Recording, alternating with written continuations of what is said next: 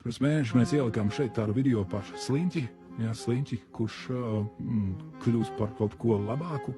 Un pirms 6 dienām mēs arī parādījām, ka tokens beidzot iznāca, kā to arī realizēt un pārdot. Bet, protams, pārdot viņu vajag reālā laikā, īstā vietā, un tā īstā vieta varētu būt beidzot pienākuši šobrīd tagad, sāk kaut kā daļai realizēt. Protams, jums jābūt stratēģijai, kā gūt maksimāli lielu peļņu, tāpēc, lai šo stratēģiju iegūtu un kaut kādā veidā saprastu, kā vispār šādi te pasākumi strādā, mēs jūs aicinām pievienoties mums jau šonadēļ uz mūsu pēdējo tādu pirmie soļi kriptovalūtās pasākumu, kas notiks jau šo sestdienu.